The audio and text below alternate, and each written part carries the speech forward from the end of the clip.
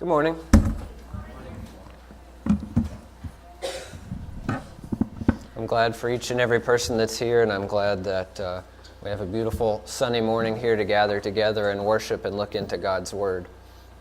So the theme that we've been coming back to several times in the year is Think Souls, and it is a very intentionally evangelistic theme about spreading the good news of the gospel to other people.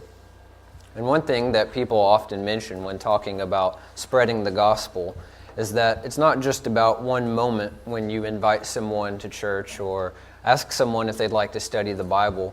It's also about the way that Christians live their lives and the example that they set from day to day. Our influence makes a huge difference, and our influence is affected by how we live and what impressions we make on other people. Jesus said something like this in Matthew 5, verses 14 through 16. He said, "You are the light of the world. A city set on a hill cannot be hidden, nor does anyone light a lamp and put it under a basket, but on the lampstand, and it gives light to all who are in the house. Let your light shine before men in such a way that they may see your good works and glorify your Father who is in heaven." We want to shed as much light as we can in a dark world to help make it a brighter place, that people might think that there was something that was different about us that would be attractive or intriguing to make people want to know more about that light, to be a part of a revolution of good deeds, to just spread good deeds and the light from the Scriptures into the world. And Peter says something similar in 1 Peter chapter 2, verses 11 and 12. He said, "Beloved, I urge you as aliens and strangers to abstain from fleshly lusts which wage war against the soul. Keep your behavior excellent among the Gentiles, so that in the thing in which they slander you as evildoers, they may, because of your good deeds, as they observe them, glorify God in the day of visitation." So there's some similarities between what Jesus said in Matthew 5 and what's recorded here in 1 Peter 2, because in both cases there are good deeds which are observed, which lead to the glory of God. So there's a focus this morning in what we're talking on practicality. What can we do in our lives so that our deeds would point others to Christ, that they would improve our reputation, that they would improve our credibility with others, and ultimately not to be about us, but that they would attract others to learn more about the Scriptures and about God. And I'd like to let Peter, really, in the letter of 1 Peter, provide an outline for our study this morning by looking at a lot of what he describes in 1 Peter chapter 2 and chapter 3. And I'm calling this the peculiarity of the Christian attitude, because there are a lot of things that he encourages us to do and an attitude that he encourages us to have that is hopefully somewhat peculiar or unusual. It ought to be that Christians sometimes behave in a way that would make no sense outside of Christianity, that we would do things that would get people's attention, and that we would live in such a way that others wish they had a reason to imitate us, that they want to know how it is and why it is that we're equipped to have this attitude or to react this way in different circumstances. So we'll start where Peter starts, which is the peculiar Christian attitude toward government. He just left off in verse 12 by talking about our good example leading others to glorify God. And then in verse 13 and following, he says, "Submit yourselves for the Lord's sake to every human institution, whether to a king as the one in authority, or to governors as sent by him for the punishment of evildoers and the praise of those who do right. For such is the will of God, that by doing right you may silence the ignorance of foolish men. Act as free men, and do not use your freedom as a covering for evil, but use it as bondslaves of God. Honor all people, love the brotherhood, fear God, honor the king." Now, one word that will come up more than probably any other as we go through several different attitudes that Peter describes in various scenarios is the word submission. And so we'll be kind of building an idea of submission as we go along. And submission is an idea that the world in general doesn't like very much, but that perhaps we can model in a positive way, in a better way than the world might imagine. And it raises the question, if we're supposed to submit ourselves to the government, what if the government asks us to do something that God would not want us to do? Well, we know the apostles in that situation said we have to obey God rather than man. So already we get a more complex view of submission than just always do whatever someone says. It doesn't simply mean do everything that someone says, because we already have one example. What about when God's law trumps man's law? So what more do we know about biblical Christian submission to government and our attitude towards government? In this passage in 1 Peter, he hints at the fact that God has given the governing officials authority. And he ends by saying, honor the king. So there is an honoring because authority has been invested in the person by God. And the same general concept appears in Romans 13, which says, for every person is to be in subjection to the governing authorities. For there is no authority except from God, and those who exist are established by God. Therefore, whoever resists authority has opposed the ordinance of God, and they who have opposed will receive condemnation upon themselves. So it's pretty important, I think, to understand what it means to be in subjection to government, because he says those who opposed will receive condemnation upon themselves. Very harsh language. It must not mean that we obey governments when they instruct us to violate God's laws. And I don't think that it means, if you look at the broad scriptural context, that it means you could never share a dissenting opinion. After all, when the apostles said we must obey God rather than men, they weren't only disobeying the government, but they were saying that the governing officials in this case were wrong. They were daring to disagree with them. But hopefully they did so in a manner that gave honor to the position, that maintained their dignity and the dignity of those that they were talking to. 1 Timothy 2, 1 through 5 speaks some more of the Christian's relationship to his government. It says, first of all, then, I urge that entreaties and prayers, petitions and thanksgivings be made on behalf of all men, for kings and all who are in authority, so that we may lead a tranquil and quiet life in all godliness and dignity. This is good and acceptable in the sight of God our Savior, who desires all men to be saved and to come to the knowledge of the truth. So one thing we are instructed to do is to pray for governing authorities. I was told as a young man sometimes that if I was tempted to look at a young lady with lust, that something some people suggested is pray for that individual, because in praying for them, I would realize that they had a soul, to realize their true value and importance.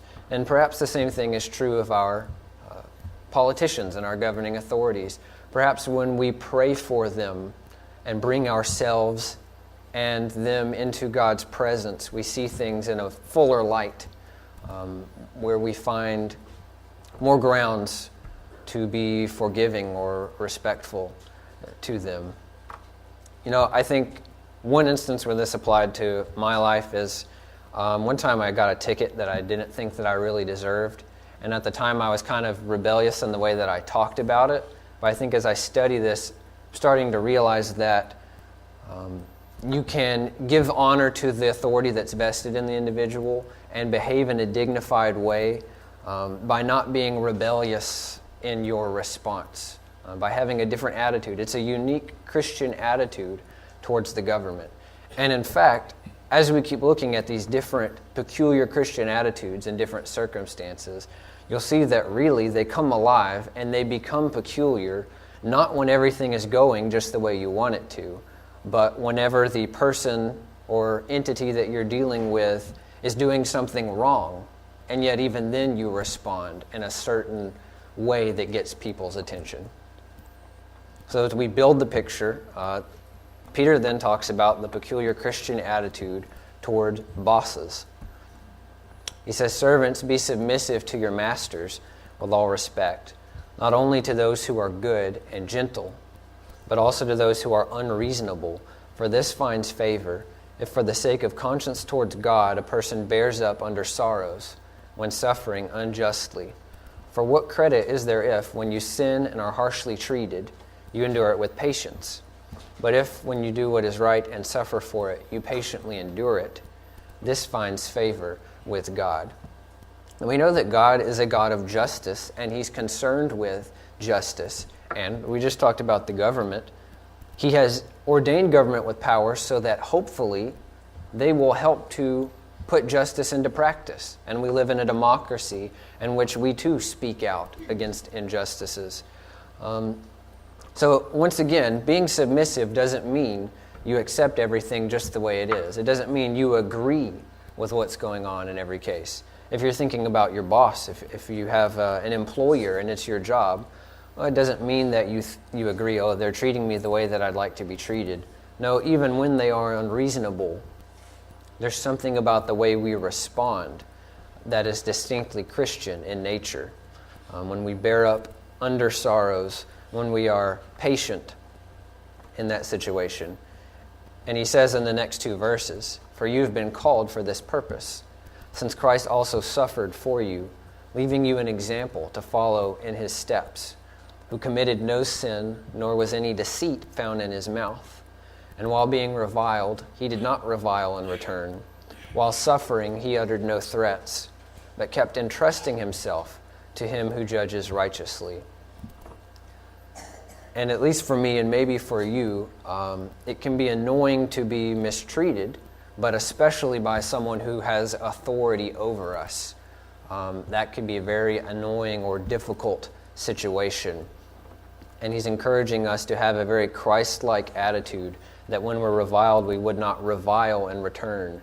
That though we are suffering, we would not utter threats, that we would continue to have a submissive attitude. And we're going to build that picture more as we look at these different aspects of this peculiar Christian attitude. How does the expression of dissenting opinions, how does disagreeing or even disobeying fit into the picture of submission? So next he talks about the peculiar Christian attitude towards spouses. In 1 Peter 3, 1 and 2, he says, "In the same way, you wives, be submissive to your own husbands, so that, even if any of them are disobedient to the word, they may be won without a word by the behavior of their wives, as they observe your chaste and respectful behavior." So once again, he makes it very clear, it's actually a part of the key teaching, that this isn't only when the person you're dealing with does everything perfectly. He says, even if they're disobedient to the word, be submissive to them, that they may be won. And he doesn't just speak to wives, he also speaks to husbands. In verse 7, he says, "You husbands, in the same way, live with your wives in an understanding way, as with someone weaker, since she is a woman, and show her honor as a fellow heir of the grace of life, so that your prayers will not be hindered." And I think it should be clear that when he says, "as with someone weaker," he simply refers to the fact that typically, though not always, women are physically weaker. And in a fallen world where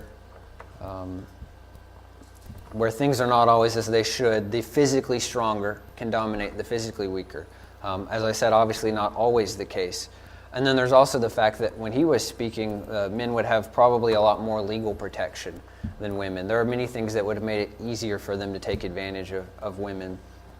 And he shows the importance of that situation by saying, "Show her honor as a fellow heir of the grace of life, so that your prayers will not be hindered." And the word honor is coming up in these passages almost as much as that of submission. That honor in the case here of someone who's a fellow heir of the grace of life. Someone who's been given everything by God, just as any male has. In Ephesians 5, 28 and 30, the same relationship is addressed, and it says, "Husbands ought also to love their own wives as their own bodies. He who loves his own wife loves himself, for no one ever hated his own flesh, but nourishes and cherishes it, just as Christ also does the church, because we are members of his body." And even at the end of that passage in Ephesians, he says, I'm speaking about Christ and the church. It has as much to do with Christ and the church as with husbands and wives. And the reason why it's important to note that is because Christ, we would all agree, is perfect, does everything right, and the church, as we actually recently looked into on one of the recent Sunday mornings, almost always does things wrong, and almost always gets all kinds of things wrong, because we are flawed. And so it just demonstrates in a very dramatic way the idea that this attitude that we're describing is not contingent upon the other party doing things in a certain way. This attitude that we're to have remains the same. Not you can't disagree with someone, not you can't even disobey someone, depending on some of these situations. But this attitude that underlies it has to be there, one of still giving honor. You think about it from the government perspective again. If you're disobeying the government in something in which they violate the law of God, what's your attitude while you are doing it?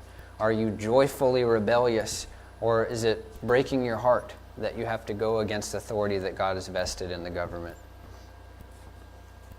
Then he comes to the peculiar Christian attitude toward persecution. He says in 1 Peter 3:14 through 17, "Even if you should suffer for the sake of righteousness, you are blessed, and do not fear their intimidation, and do not be troubled, but sanctify Christ as Lord in your hearts, always being ready to make a defense to everyone who asks you to give an account for the hope that is in you, yet with gentleness and reverence. And keep a good conscience, so that in the thing in which you are slandered, those who revile your good behavior in Christ will be put to shame. For it is better, if God should will it so, that you suffer for doing what is right, rather than what is wrong." This passage that we often think about of giving a defense for the hope that is in you is in this whole passage, this series of situations that deal with being treated unfairly by others. So he says, you suffer for righteousness. He indicates that people are trying to intimidate us and that we might be troubled, and that in that circumstance we'll be ready to give a defense with gentleness and with reverence, and while keeping a good conscience, even while we are being slandered and our good behavior is being reviled. It's a situation in which Christians are being mistreated or are being persecuted, as we would say. And yet in that circumstance, they have gentleness and reverence. And I think this could almost be a key passage, especially this middle part, sanctifying Christ as Lord in your hearts. Always be ready to make a defense to everyone who asks you to give an account for the hope that is in you, yet with gentleness and reverence. When you are seeking to be in subjection to your government, but it is violating the law of God, or when you are seeking to be in subjection to your boss, but they are mistreating you, or when you are seeking to be in subjection and to honor your spouse, but their imperfections are becoming increasingly obvious, or when you are being persecuted, make your defense, but do it with gentleness and reverence. That's the attitude that underlies it. Hebrews 10:32 through 34 gives an extreme example of this happening in the midst of persecution. "But remember the former days when, after being enlightened, you endured a great conflict of sufferings, partly by being made a public spectacle through reproaches and tribulations, and partly by becoming sharers with those who were so treated. For you showed sympathy to the prisoners and accepted joyfully the seizure of your property, knowing that you have for yourselves a better possession and a lasting one." You know, in each of these circumstances, if someone is being ordered to do something that's ungodly, or if they're being slandered, if they're being mistreated because of their good behavior, when the Christian responds with gentleness and reverence, or with honor, or in this case, joyfully, they're doing something very different than what the other party is doing in that situation. For someone to steal your property and then for you to respond with joy, it doesn't mean you like the fact that they stole your property. It doesn't mean you agree that you think there should be more thieves in the world. But it does mean that it's going to get people's attention that you're responding in that way. And that attitude is really going to display Christ to the world. And so he sort of wraps it all up in 1 Peter 3:18. For Christ also died for sins once for all, the just for the unjust, so that he might bring us to God, having been put to death in the flesh, but made alive in the Spirit. And we know that all humans are flawed, that all humans make mistakes and have shortcomings. Sometimes when we are being mistreated, we may feel that whatever it is, government, boss, coworker, spouse, persecutors, at the moment are showing more of their shortcomings than we. But even then, it's not as extreme of a case as Christ dying for the sins of the world. And he maintained a certain attitude when he went through that. It was an attitude that continued to love us, that continued to invite us to be reconciled to him. So here's just a basic overview to think about these principles. When participating in government, and especially in a democracy, we have so many wonderful opportunities to do that. We feel like we've been invited into the conversation. We must honor the position of governing officials, acknowledge the power that God has vested in the position, pray for government officials, and seek a tranquil and quiet life and maintain all godliness and dignity. Those are some of the terms in the last verse that we looked at concerning the government. That in our prayers and in our behaviors, what we hope to achieve is a tranquil and quiet life full of godliness and dignity. Let's do what we can to contribute to that world in the way that we participate in government. When you have a bad boss, submit even to the unreasonable. Bear up under sorrows, patiently endure. While being reviled, do not revile in return. While suffering, utter no threats. Towards your spouse, respect even those who are disobedient to the word, and show honor even to those who are imperfect. And when facing persecution, make your defense with gentleness and reverence. Keep a good conscience. Accept losses joyfully. Be Christ-like as one who suffers on behalf of the ungodly. To me, I do keep coming back to that idea of making your defense yet with gentleness and reverence. I believe that's a more powerful way to go about. And there have been men in history who have striven, certainly imperfectly, to put these practices into place in ways that give us an example of what it might look like. Two huge examples that people look at is Gandhi and Martin Luther King as two individuals. And it's really a shame, I think, that Gandhi didn't become a Christian, because I think he would have had more spiritual resources and biblical resources for his principles. But this idea of disagreeing, even disobeying in some instances, making a defense, being in a conflict-filled situation, and yet seeking to do it with gentleness, with reverence, while giving honor to the party that is offending you, so that you may be more successful in bringing about change, in addition to shining Christ's light and having this peculiar Christian attitude. So here's the words that have come to mind, that have been present in these passages. The peculiar Christian attitude in all kinds of situations in which we have an opportunity to shine a light. Honorable and giving honor to the other individual. Prayerful, seeking tranquility in a quiet life. Godly and dignified. Patient, respectful, gentle, reverent, joyful, and Christ-like, as we're imitating the attitude that Christ first demonstrated for us. This is something that I think I will need to work on as I continue to move forward in my life. And so perhaps it is for you too. I hope it's an interesting discussion that gets us thinking about the ways that this plays out. It makes us realize that maybe the idea of submission is more nuanced than it might seem at first. That it's a very unique and interesting situation that the Bible can help us deal with when we want to give honor to someone while at the same time we disagree with them.